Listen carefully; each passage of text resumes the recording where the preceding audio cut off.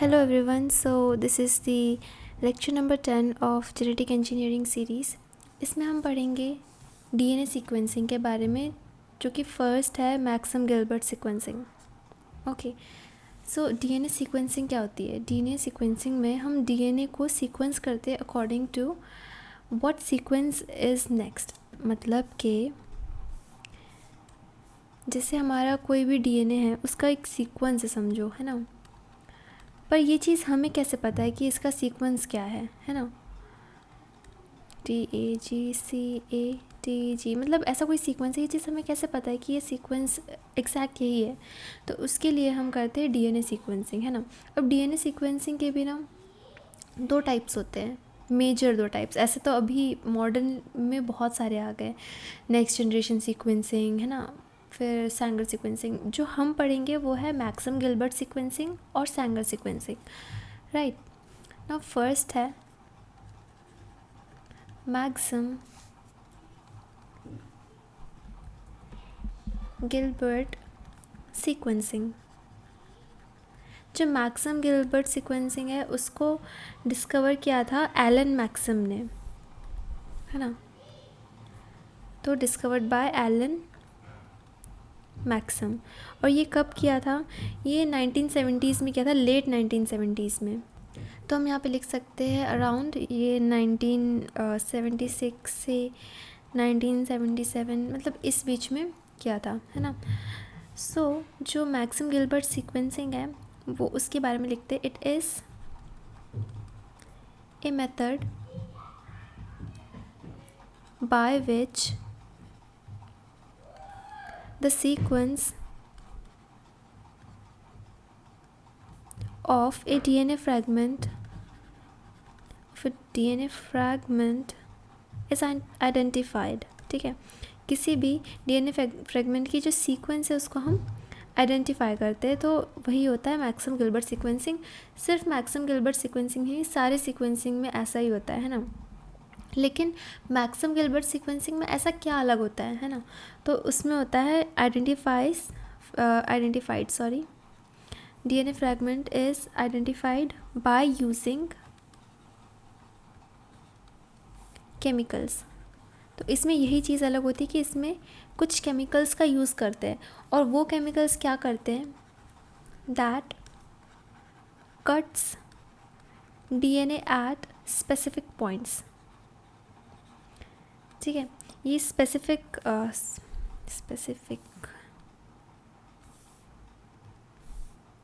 at specific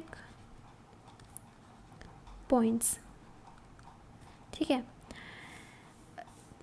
अब इस कारण से, क्योंकि ये केमिकल के कारण एक स्पेसिफिक पॉइंट पे डीएनए के कट लगा रही है, इसलिए हम मैक्सम गिलबर्ट सीक्वेंसिंग को केमिकल डिग्रेडेशन भी कहते हैं. ठीक है, इसलिए हम इसको केमिकल डिग्रेडेशन मेथड भी कहते हैं.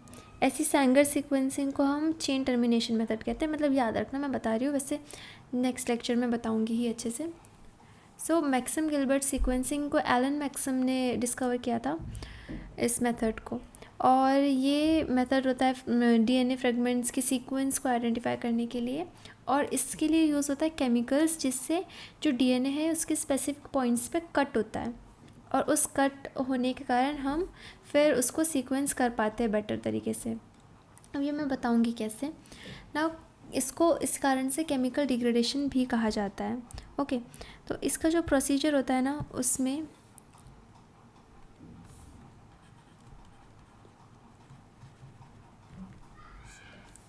सबसे फर्स्ट स्टेप होता है कि हम इसमें ना डीनेचरेशन कराते हैं.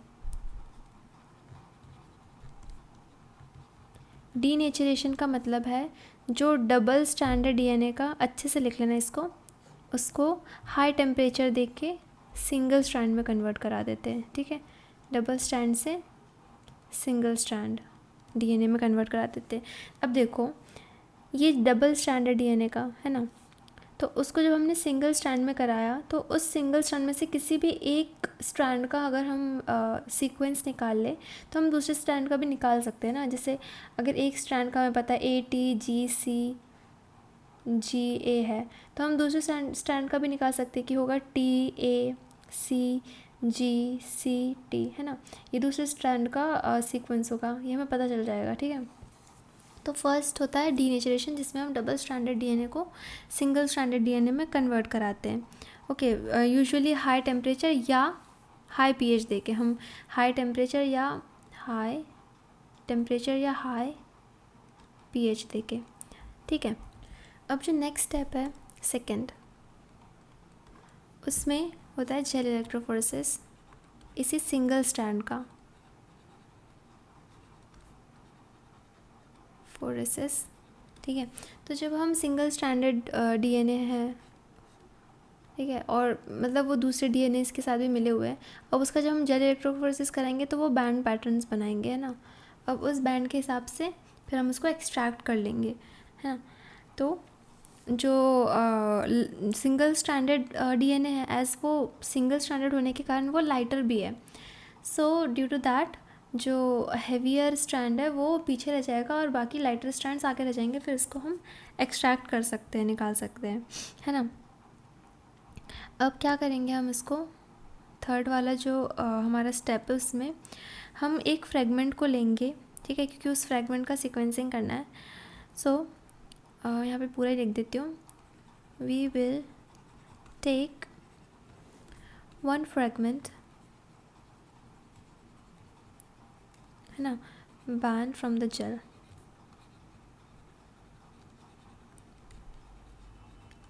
उसके 5 प्राइम एंड में, जैसे ये हमारा फ्रेगमेंट है उसके 5 प्राइम एंड में हम फॉस्फेट से लेबलिंग कर देंगे, ठीक है। और ये जो होगा ये रेडियो एक्टिव फॉस्फेट होगा, मतलब PO432, ठीक है। तो यहाँ पे लिखती हूँ मैं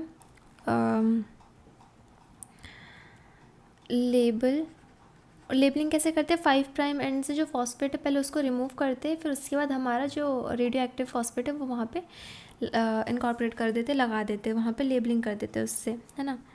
label the 5 prime and with radio active phosphate,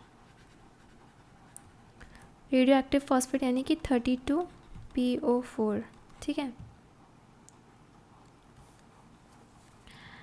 अब यहाँ पे लेबलिंग हो गई, राइट। तो नेक्स्ट स्टेप हमारा क्या होगा, इनको हम 4 ट्यूब्स में रख देंगे, ठीक है। तो इसको हम लिख देते केमिकल डिग्रेडेशन, केमिकल डिग्रेडेशन, ठीक है, क्योंकि यहीं पे मेन हमारा केमिकल डिग्रेडेशन होगा। ये हमारे 4 ट्यूब्स हैं, इन 4 ट्यूब्स में हमने इस फ्रेगमेंट को, जो कि रेडियो लेबल्ड है रेडियो एक्टिव फॉस्फेट से, वहाँ पुट किया और उसमें कुछ केमिकल्स डाले, जैसे ये है ना।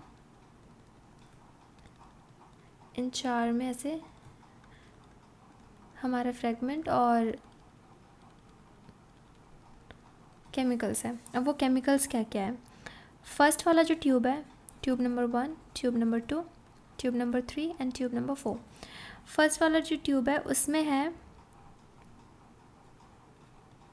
NaOH, है ना, प्लस डाईमिथाइल सल्फेट,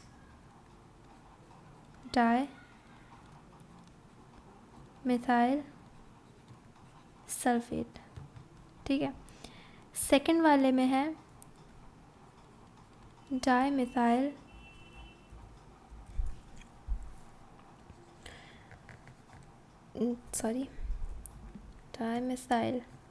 सल्फेट और उसके साथ डाइल्यूट HCl, ओके। अब इसके बाद है जो थर्ड ट्यूब हमारा, उसमें हम डालेंगे हाइड्राजीन और पाइपेरिडिन, लास्ट टेस्ट ट्यूब में हम डालेंगे hydrazine plus NaCl plus piperidine. ठीक है, तो ये हमारे 4 टेस्ट ट्यूब हो गए जिसमें हमने ये केमिकल्स और हमारे फ्रेगमेंट को मिक्स कर दिया। अब क्या करेंगे हम, जैसे ये हमारे 4 टेस्ट ट्यूब्स थे,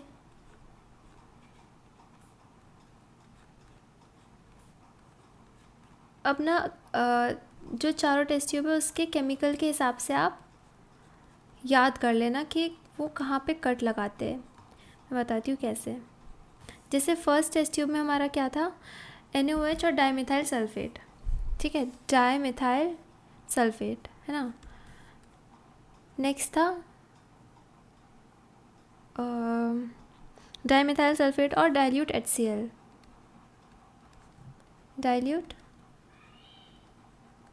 HCl, और यहाँ पे NaOH, और साथ में हाई टेम्परेचर भी है ना,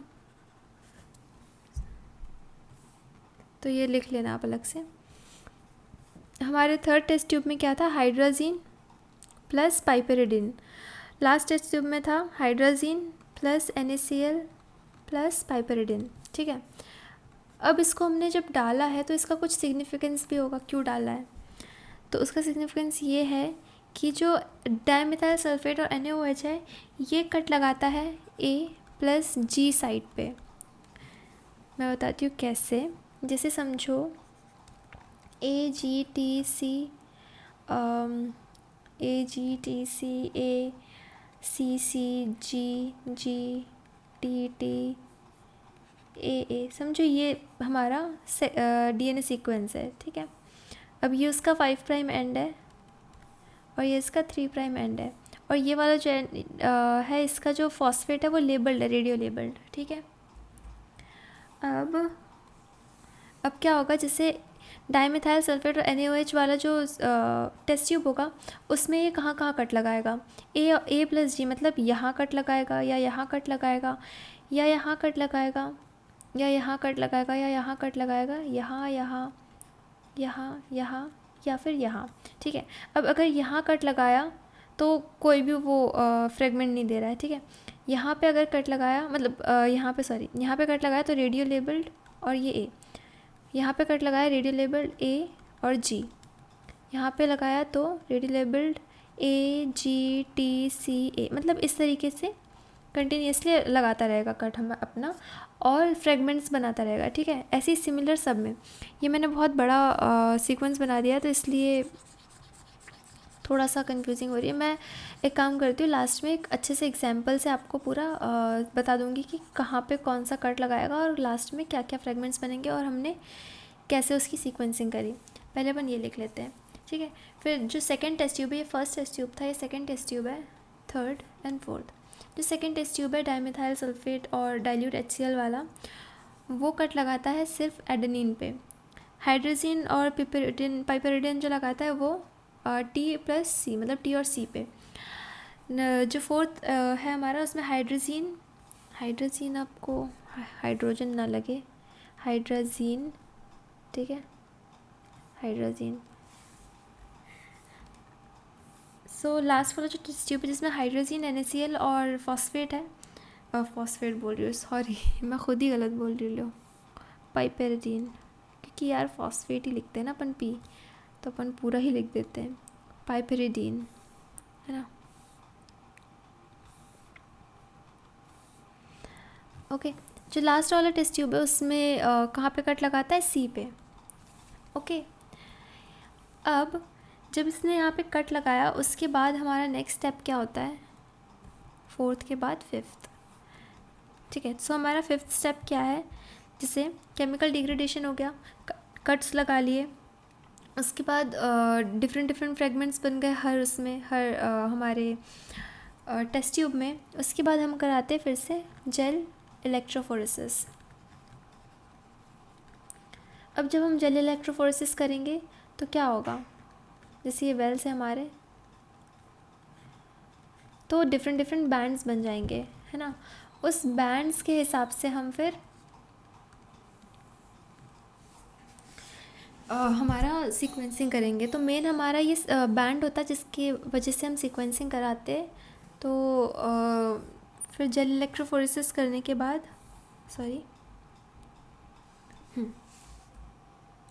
इसे डिटेक्ट करते हैं हम ऑटो रेडियोग्राम में। फिर उसके बाद हम उसका सीक्वेंसिंग करते हैं, ठीक है। सो अपन एक एग्जांपल लेते हैं यहाँ पर। एक एग्जांपल है, समझो 5 प्राइम, उसके बाद ATGCCGTTA 3 प्राइम, ठीक है। अब इसका कॉम्प्लीमेंट्री सीक्वेंस है AAT 5 प्राइम। ये मैंने 5 क्यों लिख दिया ऊपर, ठीक है, प्राइम है ना। तो ये एग्जांपल है। अब जब हमने उसको डीनेचर किया तो वो सिंगल स्ट्रैंड में कन्वर्ट हो गया, ठीक है। सिंगल स्ट्रैंड, दोनों सिंगल स्ट्रैंड हो गए। तो उन सिंगल स्ट्रैंड में से कोई एक हम ले लेते जिसका हम सीक्वेंसिंग कराएंगे, है ना। तो हम लेते, समझो ऊपर वाला ही ले लेते, ठीक है। तो 5 प्राइम ATGCCGTTA 3 प्राइम, ये हमारा सीक्वेंस है सिंगल स्ट्रैंड का। अब इसकी हम सीक्वेंसिंग करा रहे हैं। तो फॉर इंस्टेंस हमें पता नहीं है अभी कि ये सीक्वेंस है हमारा, हमने हमारे टेस्ट ट्यूब में डाल दिया इसको, है ना। अब 4 टेस्ट ट्यूब पे डाला है, तो first test tube, second test tube, third test tube and fourth test tube, है ना। ऐसे टेस्ट ट्यूब बना देती हूँ। इसमें केमिकल और हमारा फ्रेगमेंट है, ठीक है। केमिकल्स कौन से थे याद रखना बिल्कुल, है ना। अब जो फर्स्ट टेस्ट ट्यूब है उसका केमिकल था डाइमिथाइल सल्फेट और NaOH।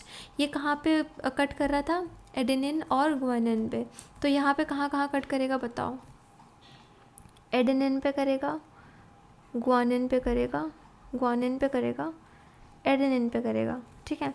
अब इसके चलते फिर हमारा क्या क्या बना सीक्वेंस, समझो यहाँ पे कट किया तो इसके आगे तो कुछ है नहीं, तो यहाँ पे कुछ नहीं बनेगा। जी पे कट किया तो इसके आगे क्या है, AT, तो हमारा 5 प्राइम AT सीक्वेंस बना, ठीक है। अब इसके बाद ये हमारा रेडियो लेबल्ड है 5 प्राइम, है ना। नाउ नेक्स्ट कहाँ पे किया उसने, यहाँ जी पे, है ना। तो नेक्स्ट सीक्वेंस क्या बनेगा, ATGCC, है ना, 5 प्राइम ATGCC। फिर नेक्स्ट हमारा क्या बनेगा, 5 प्राइम ATGCCGTT, ठीक है। ये हमारा फर्स्ट टेस्ट ट्यूब का जो फ्रेगमेंट्स है वो बन गए।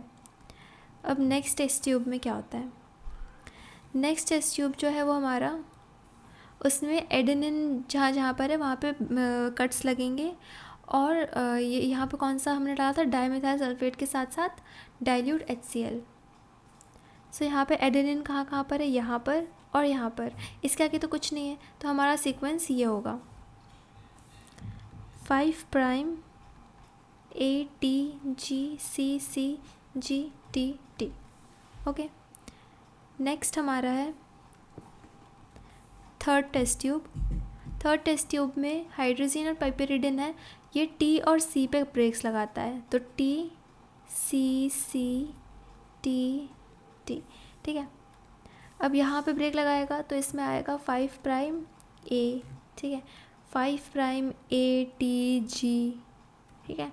फिर 5 प्राइम ATGC, 5 प्राइम ATGCCG, ठीक है, 5 प्राइम ATGCCGT,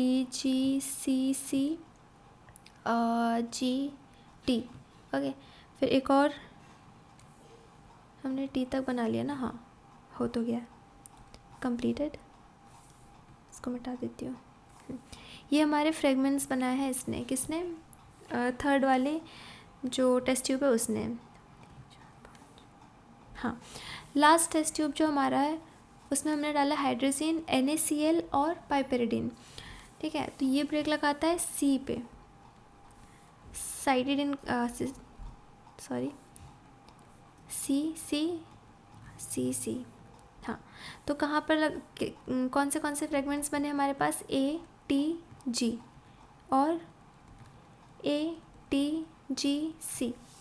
ये फ्रेगमेंट्स बन गए हमारे चारों टेस्ट ट्यूब के। ठीक है, यहाँ पे मैं एक लाइन खींच देती हूँ ताकि आप कंफ्यूज ना हो। अब ये फ्रेगमेंट्स बने तो हमने इसका जेल इलेक्ट्रोफोरेसिस कराया। अब समझो ये हमारा इतना छोटा वेल नहीं बनाते, बड़ा वेल बनाते हैं।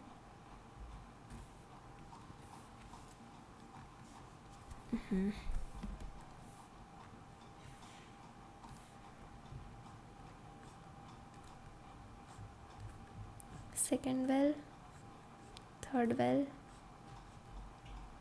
फोर्थ वेल, ठीक है। और एक शुरुआत में एक मार्किंग के लिए भी होता है। तो ये पूरा वेल है हमारा, है ना, लास्ट तक जा रहा है। ये बहुत ही बेकार बना है हमारा। एक काम करते हैं, हम शेप से ही बना लेते हैं क्योंकि हमारी ड्राइंग तो बहुत ही अच्छी है। तो अब यहाँ पे हमारा 5 हमारे वेल्स रहेंगे। ठीक है, 5 वेल्स क्यों रहेंगे बताओ। चलो अभी मैंने बताया, ये हमारा फर्स्ट वेल है, second well, third well, fourth well and fifth well. Okay, जो फर्स्ट वेल है उसमें होता है हमारा, कहाँ लिखूँ मैं, इधर लिखती हूँ, मार्कर।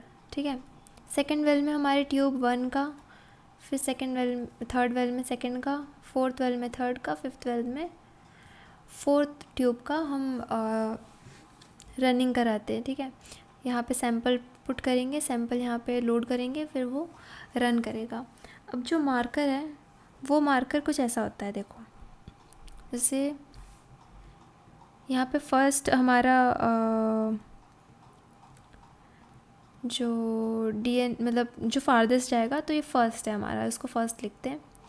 3 4 5 6 7 8 9 10 11 12 13। ठीक है, तो ये हमारा मार्कर है। इस मार्कर में पर्टिकुलर पॉइंट पे पर्टिकुलर चीज़ें मार्क होती है। जैसे समझो ये जो ये वाला पोजीशन है, यहाँ पर यहाँ तक कोई अगर आता है तो जैसे हमारा ये सीक्वेंस था 5 प्राइम से लेके 3 प्राइम के अंदर ये सीक्वेंस था ATGCC GTTA। ठीक है, तो यहाँ पे लिखते हैं हम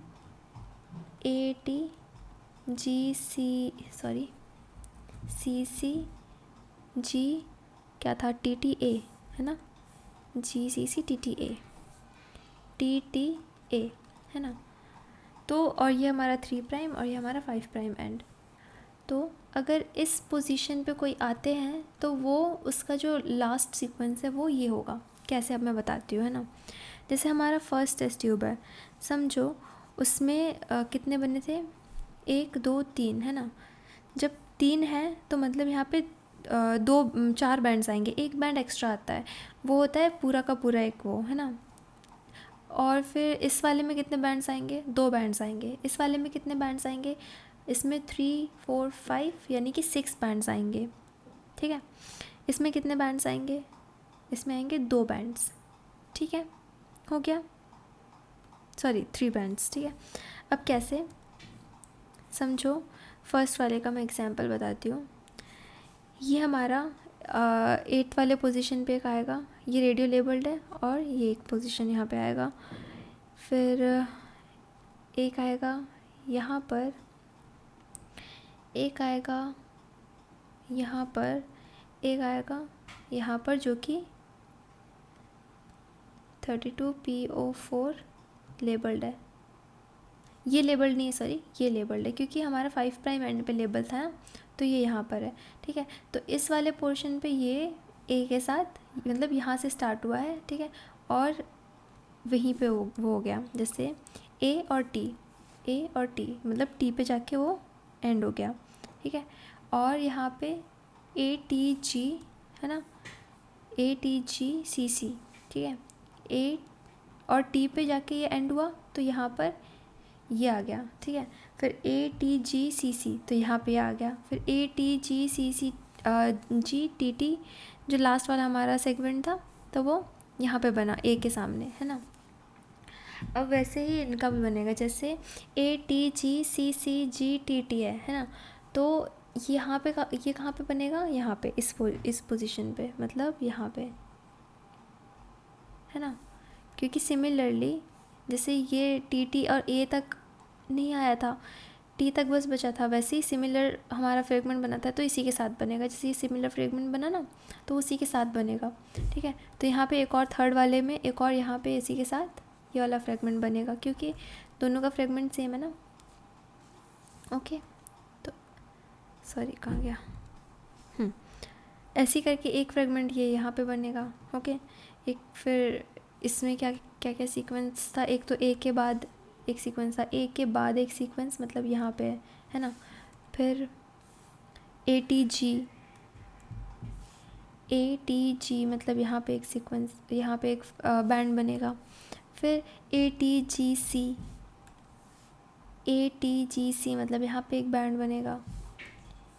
ओके, फिर ATGCCG मतलब यहाँ पर ऊपर एक बैंड बनेगा, है ना। और ये फाइनल वाला बैंड हम बना चुके हैं यहाँ पर, ठीक है। वैसे ही लास्ट वाले में ATG मतलब यहाँ पे एक बनेगा बैंड, और उसी के ऊपर एक यहाँ पर बनेगा, है ना। हाँ, तो ऐसे बैंड्स बन गए हमारे जेल इलेक्ट्रोफोरेसिस में। अब इसके बाद क्या होता है, हम इसकी सीक्वेंसिंग कराते हैं, ठीक है। सीक्वेंसिंग कराने के बाद हमें सेम एग्जैक्ट वही सीक्वेंस मिल जाता है। कैसे, कुछ इस तरह से हम उसका सीक्वेंसिंग करते, जैसे समझो ऐसा, है ना। मतलब एक जैसे, या फिर हम शुरुआत से स्टार्ट कर सकते हैं। हमने पहले एक सीक्वेंस को रखा, फिर उसके बाद वाले को जो उससे मैच कर रहा है, फिर इससे मैच करता हुआ यहाँ तक है, फिर आगे फिर इससे मैच, ऐसे करके हम पूरी सीक्वेंसिंग कर देते हैं और हमें एग्जैक्ट सीक्वेंसिंग मिल जाती है, ठीक है। मतलब हमने इसके बेसिस पे ही, ये हमारा जो साइड में सीक्वेंस लिखा है वो इसके बेसिस पे निकाला है, ठीक है। क्योंकि ये जिस तरह से अरेंज्ड होते हैं, क्योंकि जो सबसे स्मॉलेस्ट फ्रेगमेंट होता है, सबसे लाइटर फ्रेगमेंट होता है, वो सबसे दूर जाता है। मतलब इस पोर्शन में A है सिर्फ, ठीक है। और इसके ऊपर वाले फ्रेगमेंट में A और T है। इसके ऊपर वाला जो फ्रेगमेंट है उसमें ATG है, इसके ऊपर वाले फ्रेगमेंट में ATGC है। इस तरह से हम पूरा ये बनाते हैं, ठीक है। मतलब कि ये इतना पार्ट इतना होगा, इतना पार्ट ये होगा। ओके, तो इसके कुछ यूजेस, या पहले तो एडवांटेजेस देख लेते हैं। एडवांटेजेस ये है,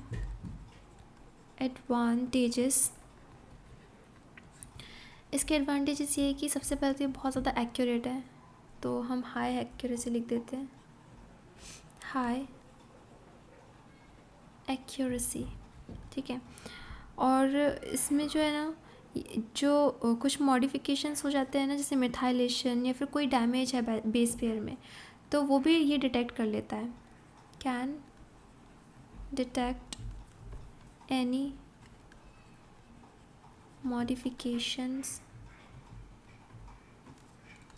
इन बेसिस, ठीक है। मतलब कि कोई भी मिथाइलेशन या फिर डैमेज है बेसिस में, वो सब, ठीक है। इसमें हम सीक्वेंसिंग तो करती ही है, तो ये लिख ही देते हैं सीक्वेंसिंग, है ना। और इसका जो डिसएडवांटेज ये हो जाता है कि बहुत कॉम्प्लेक्स है ना, कॉस्टली है काफ़ी, क्योंकि इसके केमिकल्स भी कॉस्टली आते हैं, ठीक है। क्योंकि इससे बेटर जो टेक्निक्स है वो अभी आ चुके हैं, इसलिए, है ना। और जो ये लिमिटेड रीड्स देता है, मतलब इसके जो रीड होते हैं ना, वो अराउंड 50 to 500 रीड्स देता है, ठीक है। तो इसलिए बहुत, मतलब ये लिमिटेशन हो जाती है ना एक तरह से। मतलब तुम नेक्स्ट जनरेशन सीक्वेंसिंग देखोगे या होल जीनोम सीक्वेंसिंग, उसमें पूरा का पूरा जो जीनोम है उसकी सीक्वेंसिंग एक बार में हो जाती है, पर इसमें सिर्फ 50 से 500 जो न्यूक्लियोटाइड है, सिर्फ उनका बेस सीक्वेंसिंग कर पा रहे, तो ये एक तरह से लिमिटेशन हो गई ना। फिर इसमें बहुत सारे डिसएडवांटेज लिख देती हूँ। बहुत सारे जो केमिकल्स होते हैं वो हार्मफुल होते हैं, ठीक है। हार्मफुल जैसे कि जो फ्लोरेसेंस में हम यूज़ करते हैं, ठीक है, वो भी हार्मफुल होते हैं, ठीक है। फ्लोरेसेंस में जो यूज़ करते हैं हम, वो हार्मफुल है, ठीक है। रेडियो एक्टिविटी के लिए जो यूज़ करते हैं वो भी हार्मफुल होते हैं। ओके,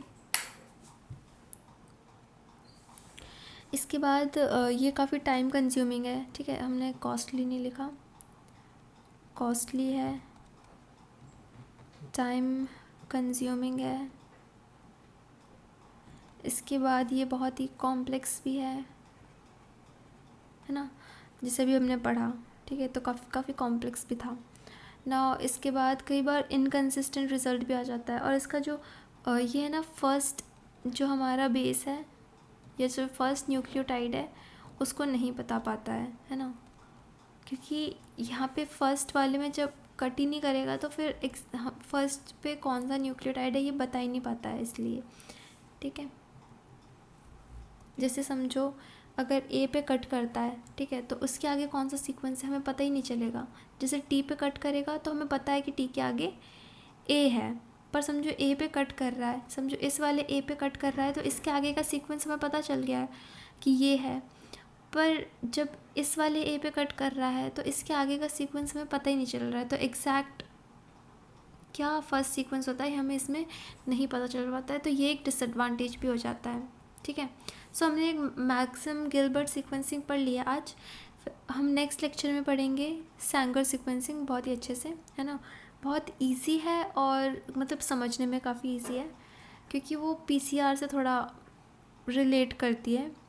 मैक्सिम गिलबर्ट सीक्वेंसिंग थोड़ा सा लेस टिपिकल है, थोड़ा सा डिफ़िकल्ट हो जाता है, बाकी सैंगर सीक्वेंसिंग में मज़ा भी आता है पढ़ने में, ठीक है।